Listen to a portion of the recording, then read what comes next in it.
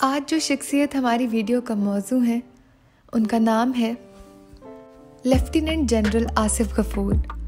अस्सलामुअलैकुम। Pakistan biography channel में आप सबको खुशामदीद। लेफ्टिनेंट जनरल आसिफ गफूर इस वक्त क्वेटा कोर कमांडर के तौर पर खिदमात अंजाम दे रहे हैं। वो पहले इंस्पेक्टर जनरल बराए कम्युनिकेशन एंड इंफॉर्मेशन टेक्नोलॉजी तैनात थे। वो ISPR के 20वें डायरेक्टर जनरल थे। आसिफ गफूर ने क्वेटा के कमांड एंड स्टाफ कॉलेज से ग्रेजुएशन किया।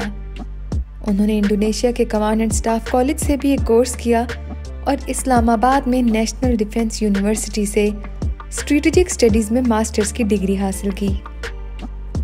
आसिफ गफूर ने 9 सितंबर 1988 को 27 SP मीडियम रेजिमेंट आर्टिलरी में 4 साल की तरबियत के बाद PMA काकूल में जूनियर कैडेट बटालियन में बतौर कैडेट कमीशन हासिल किया। उन्होंने कारगिल जंग में बतौर मेजर 2008 से लेकर 2010 के दौरान फाटा और सवात के कबायली इलाकों में दहशतगर्दों के खिलाफ ऑपरेशन में बतौर लेफ्टिनेंट कर्नल हिस्सा लिया और 2016 में बतौर मेजर जनरल सवात मालाकंड में एक डिवीजन की कमांड की। आसिफ गफूर ने आर्मी हेडक्वार्टर GHQ में डायरेक्टर मिलिट्री ऑपरेशंस के तौर पर भी खिदमात अंजाम दी हैं। बहसीयत ब्रिगेडियर कमांडेंट डिविजनल आर्टिलरी, जो लाइन ऑफ कंट्रोल और मशरकी सरहद पर इन्फेंट्री ब्रिगेड पर तैनात हैं। वो command and staff college Quetta के फैकल्टी में भी शामिल रहे हैं।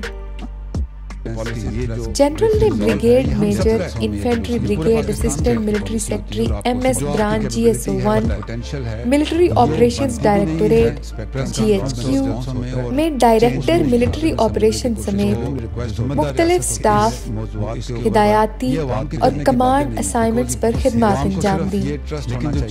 इन्होंने ऑपरेशन अल-मीज़ान, लाइन ऑफ कंट्रोल पर आर्टिलरी ब्रिगेड, मशरकी सरहद पर इन्फेंट्री ब्रिगेड और सवात मालाकंड में एक डिवीजन की कमांड की है।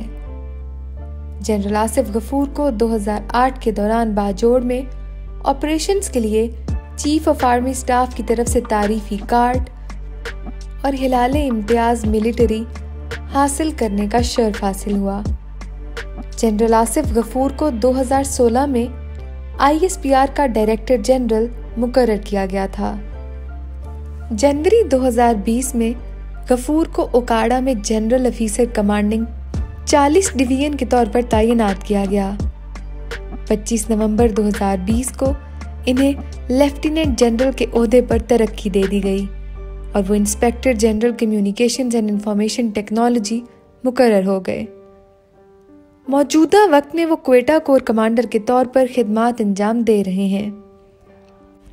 2019 में जब major general Asif Ghafoor ISPR के सरबराह थे, उन्होंने वस्ती इंग्लैंड की यूनिवर्सिटी ऑफ वॉरविक में एक लेक्चर दिया था, जहां फौज के तर्जुमान ने मुबैना तौर पर इलाकाई और आलमी अमन में पाकिस्तान के किरदार पर रोशनी डाली थी और दुनिया पर जोर दिया था कि वो इनकी कोशिशों को सराहे।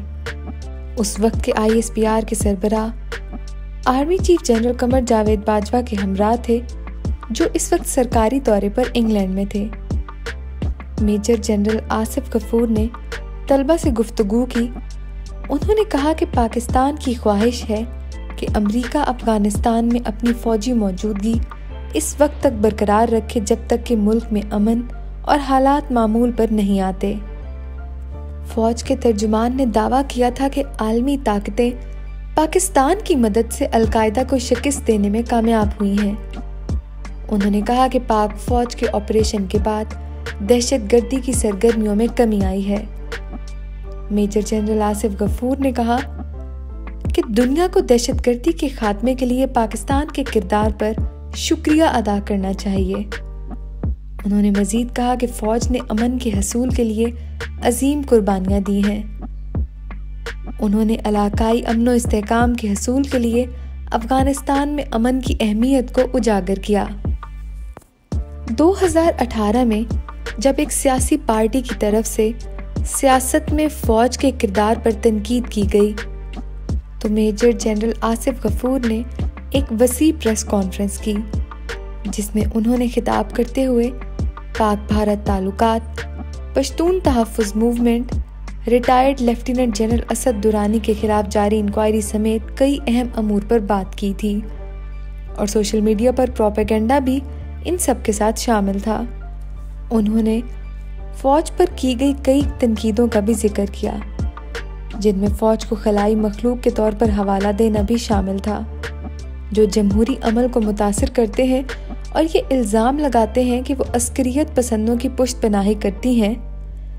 बज़ाहिर इदारे के खिलाफ इस्तेमाल किए जाने वाले तंज़ीह अल्फाज से बेनियाज आसिफ गफूर ने कहा था कि फ़ौज इस वक्त तक तहम्मुल का मुज़ाहिरा करती रहेगी जब तक कि तनकीद सिर्फ इदारे तक महदूद ना रहे, लेकिन अगर लोगों ने रियासत को निशाना बनाना शुरू किया तो वो कार्रवाई करेंगे। ताहम उन्होंने ये भी कहा था कि अफ़वाज पाकिस्तान होने के नाते हम एक बात से खुश हैं कि हम पर लगाए गए हर इल्ज़ामात वक्त के साथ साथ गलत साबित हुए हैं। इसी प्रेस कॉन्फ्रेंस में पाक भारत ताल्लुकात की सूरत हाल और दोनों ममालिक की फ़ौजी कमान के दरमियान 2003 के जंग बंदी मुआहदे की तजदीद के हालिया फैसले पर बात करते हुए उन्होंने कहा कि 2017 और 2018 में लाइन ऑफ कंट्रोल पर भारतीय फौजियों की जानिब से जंग बंदी की खिलाफ वर्जियाँ मामूल से ज़्यादा हुई हैं, और इस पर अफसोस का इजहार करते हुए उन्होंने याद दिलाया कि सिर्फ 2017 में 1881 वाक़यात में 52 अफराद हलाक और 254 जख्मी हुए हैं। उन्होंने बताया कि सिर्फ जून के पहले ही हफ्ते में 2018 तक सरहद पार वाक़यात की तादाद इसी तरह 1500 के शुमार में बढ़ गई थी। हिंदुस्तानी फ़ौज ने मासूम शहरियों को निशाना बनाया, जबकि हमने जवाबी कार्रवाई की और फोर्सेस को निशाना बनाया। उन्होंने वजाहत करने से पहले कहा कि हालात साजगार नहीं थे, इसलिए दोनों ममालिक के डायरेक्टर जनरल मिलिट्री के दरमियान एक मुआहदा तय पाया।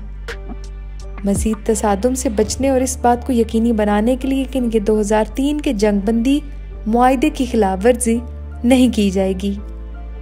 आसिफ गफूर ने मुआहदा तय पाने के बाद पेश आने वाले सरहद पार से फायरिंग के वाक़े पर तबसरा करते हुए वजाहत की थी कि पाकिस्तान ने भारतीय फायरिंग का जवाब नहीं दिया था, लेकिन ऐसा करने के लिए सिर्फ इसलिए मजबूर किया गया कि शहरियों को निशाना बनाया गया और पाकिस्तानियों का जानी नुकसान हुआ।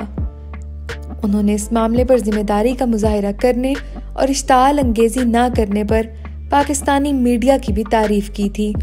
उन्होंने मजीद कहा था कि पाकिस्तान जंगबंदी के मुआहदे का एहतराम करते हैं।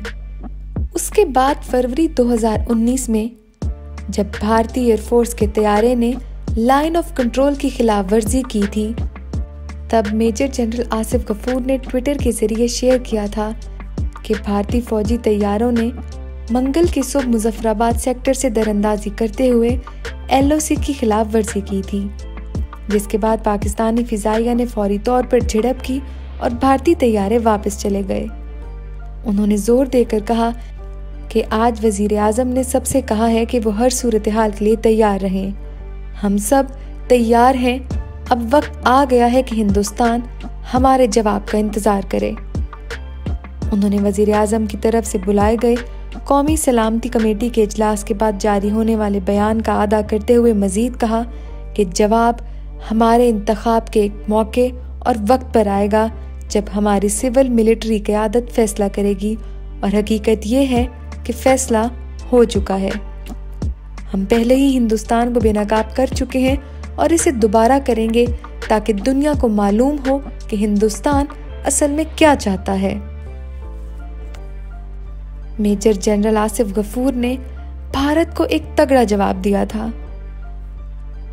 और इस जवाब का नतीजा हमें जल्द ही नजर आ गया था, और वो दिन था 27 फरवरी 2019 का, जब पाकिस्तान एयरफोर्स ने ऑपरेशन स्विफ्ट रिटॉर्ट किया था और भारतीय तैयारे MiG-21 और Su-30 को मार गिराया था। साबका पायलट विंग कमांडर अभिनंदन को पाकिस्तान आर्मी ने पकड़ लिया था जब उन्होंने पाकिस्तानी लाइन ऑफ कंट्रोल को क्रॉस कर लिया था। पाकिस्तान इस दिन को हर साल सरप्राइज डे के तौर पर मनाता है। मेजर जनरल आसिफ गफूर ने अपनी सर्विस के दौरान कश्मीरियों के लिए भी हमेशा आवाज़ उठाई और उन्होंने बार बार कहा कि हम कश्मीरियों की आज़ादी की कोशिशों में उनके साथ हैं। मेजर जनरल आसिफ गफूर ने अपनी खिदमत ऐसे तरीके से अंजाम दी थी और वो अवाम में बेहद मकबूल थे। जब मेजर जनरल आसिफ गफूर का दौर मुकम्मल हुआ और मेजर जनरल बाबर इफ्तिखार को उनकी जगह नामजद किया गया तो भारतीयों ने सोशल मीडिया पर बहुत ही खुशियां मनाई। तो नाजरीन, ये थी मेजर जनरल आसिफ गफूर की सवाने हयात। उम्मीद है आपको हमारी बाकी वीडियोस की तरह ये वीडियो भी अच्छी लगी होगी। अगर आपको हमारी वीडियो पसंद आई है तो इसे लाइक और शेयर करना मत भूलें। अपना फीडबैक हमें कमेंट्स के ज़रिए ज़रूर बताएं और साथ ही साथ हमारे चैनल पाकिस्तान बायोग्राफी को सब्सक्राइब भी कर दें। बहुत शुक्रिया।